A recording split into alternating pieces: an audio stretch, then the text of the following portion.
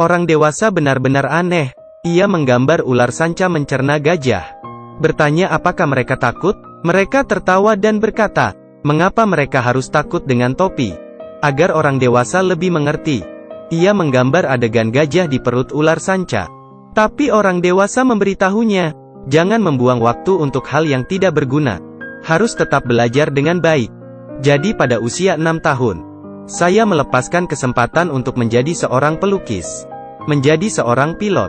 Tapi setiap kali saya bertemu visioner, ia masih akan menunjukkan gambar itu kepada mereka. Tapi jawaban semua orang tetap sama. Itu adalah topi. Akhirnya ia yakin ia tidak akan menunjukkan lukisannya kepada orang lain lagi. Dia mulai mencari uang dan melakukan hal berguna. Hidupnya sangat kesepian. Tidak ada orang yang berbicara dengannya. Sampai hari itu pesawatnya mogok. Jatuh di gurun Sahara yang tak berpenghuni. Tolong gambarkan aku seekor domba. Saya kaget dan panik. Dari mana anak itu berasal? Tapi untuk setiap pertanyaannya, anak ini tidak menjawab. Hanya pengulangan. Bisakah Anda menggambar saya seekor domba? Dihadapkan dengan pertanyaan samar anak itu, aku memutuskan untuk mengikutinya. Tapi sejak saya berusia 6 tahun, saya tidak pernah mendapatkan kuas lagi. Jadi saya memberinya satu-satunya topi yang saya lukis. Tidak, saya tidak ingin ular piton dengan gajah di perutnya. Piton berbahaya, gajah besar dan berat. Semuanya kecil di tempat saya tinggal, saya ingin seekor domba. Pada titik ini saya menyadari bahwa saya tidak menghadapi orang dewasa tetapi seorang anak. Tapi saya menggambar 3 kali berturut-turut dan dia tidak puas. Bukan karena domba itu terlihat kurus. Maka domba itu terlalu tua. Atau karena tanduk di kepala. Itu bukan domba. Saya telah kehilangan kesabaran untuk memperbaiki mesin lebih awal. Saya menggambar kotak kecil, memberitahunya bahwa domba itu ada di dalam. Tanpa diduga, dia terkejut mengatakan bahwa inilah yang dia inginkan. Aku sudah dewasa. Saya tidak bisa melihat domba di dalam kotak. Sepertinya orang dewasa itu tidak bisa melihat gajah di perut ular piton. Selamat pagi. Pangeran kecil dan aku berkenalan. Saya tahu bahwa dia berasal dari planet B612 yang sangat jauh. Pangeran kecil suka melihat matahari terbenam. Planetnya kecil, hanya memindahkan kursi beberapa langkah dan dia bisa melihatnya kapan saja. Dia mengatakan bahwa suatu hari dia menyaksikan matahari terbenam 44 kali. Setelah beberapa saat pangeran kecil berkata lagi, ketika seseorang merasa sedih, orang suka melihat matahari terbenam. Ada masalah lain yang mengganggu pangeran kecil. Planetnya akan selalu ditumbuhi pohon. Dia berharap domba-domba itu bisa memusnahkan mereka. Tetapi jika seekor domba makan rumput, apakah dia akan memakan bunga? Pada saat ini, saya menemukan bahwa pesawat mengalami kerusakan serius. Menghadapi habisnya air lagi, saya tidak dalam mood untuk berbicara dengannya tentang topik naif ini. Memberitahu dia apa yang saya lakukan sekarang sangat penting. Jika seseorang menyukai sekuntum bunga di antara jutaan bintang, hanya satu. Hanya melihat bintang sudah cukup untuk membuatnya bahagia. Lalu berkata pada dirinya sendiri, bunga saya tumbuh di beberapa planet di atas. Tapi jika domba memakan bunga, maka dia akan melihat saat semua bintang mati. Apakah Anda masih berpikir ini tidak penting? Itu sama sekali tidak masalah bagimu, bukan? Melihat pangeran kecil melarikan diri dalam kekecewaan, saya tiba-tiba menyadari bahwa saya telah membuat pangeran kecil terluka. Saya dengan panik mencari dia di padang pasir. Saya ingin memberitahunya bahwa bunganya penting. Tapi pangeran kecil menghilang seperti angin. Aku mulai merindukan anak yang penuh misteri ini. Demi menjaga satu-satunya temanku, saya menggambarnya. Aku lapar. Saya sangat senang dia kembali lagi. Mulai sekarang saya akan menjawab setiap pertanyaannya dengan serius. Sekarang tentang domba makan rumput. Saya punya 2 solusi. Pertama, pasang penutup moncong untuk domba. Kedua, menggambar pagar di sekitar bunga. Kemudian pangeran kecil menggambarkan planetnya secara rinci kepadaku. Planet pangeran kecil memiliki 3 gunung berapi seukuran lututnya. Pangeran kecil membersihkannya setiap hari. Tiba-tiba mawar yang indah muncul. Pangeran kecil langsung jatuh cinta pada bunga itu. Mereka menghabiskan banyak waktu bahagia bersama. Rose jelas mengandalkan dan mengagumi pangeran kecil, tapi selalu menyiksanya dengan kesombongan. Melakukan segala yang mungkin untuk membuat pangeran kecil merasa kasihan padanya. Aku mencintainya tapi aku sangat tidak bahagia. Saya mulai menyadari bahwa saya sebenarnya tidak mengerti apa-apa. Jadi saya memutuskan untuk meninggalkan planet saya untuk belajar sesuatu.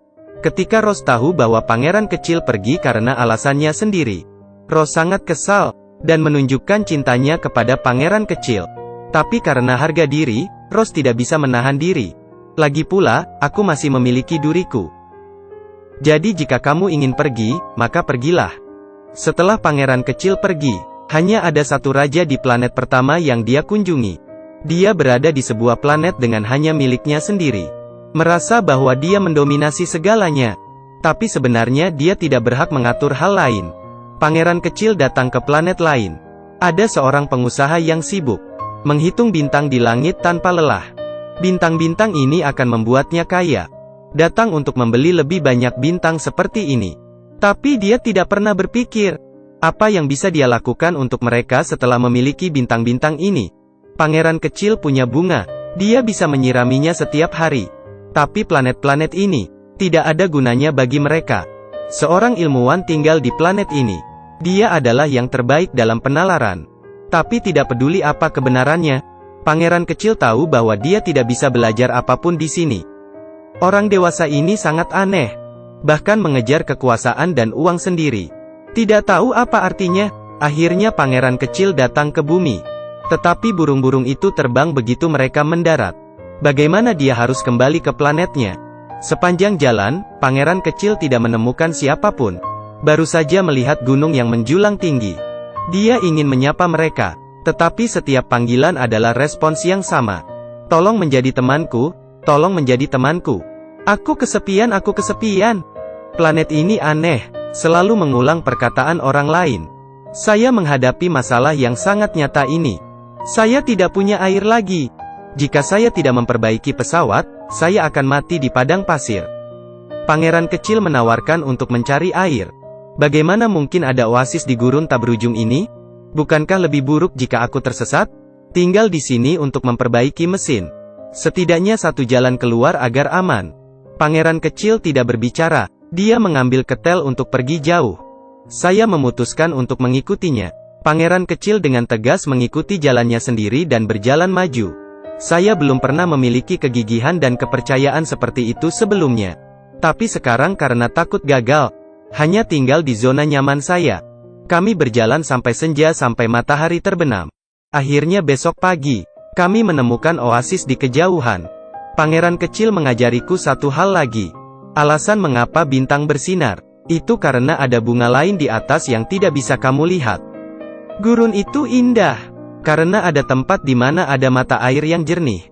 Pangeran kecil tidak pernah lupa menyukai pertanyaan yang saya buat untuk menutupi moncong dombanya. Bagaimanapun, dia bertanggung jawab atas bunganya.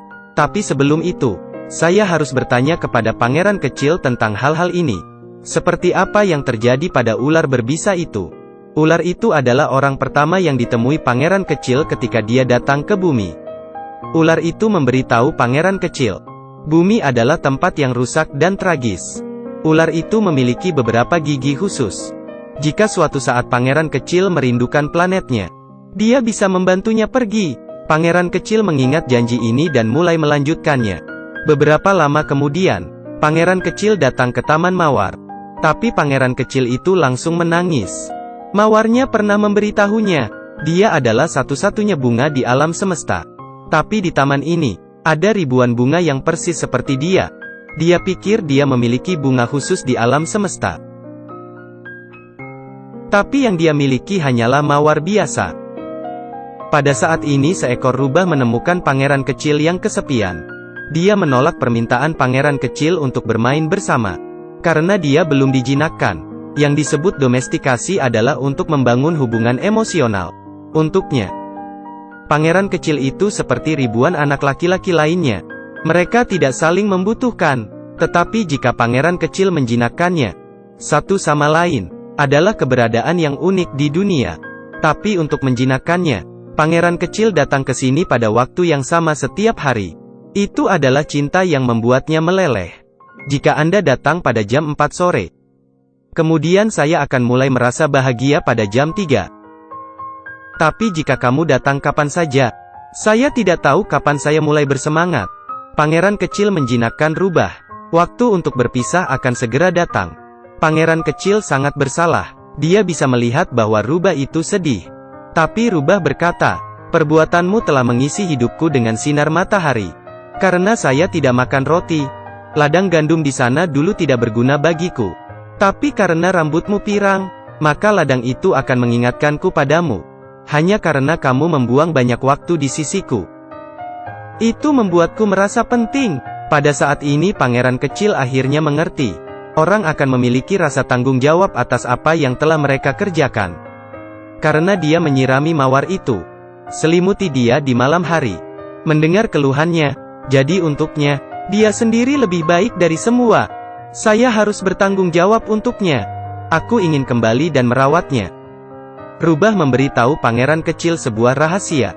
Sebagai hadiah perpisahan, hanya dengan hati kita bisa melihat esensi dari segala sesuatu. Hal-hal yang sangat penting tidak terlihat dengan mata telanjang.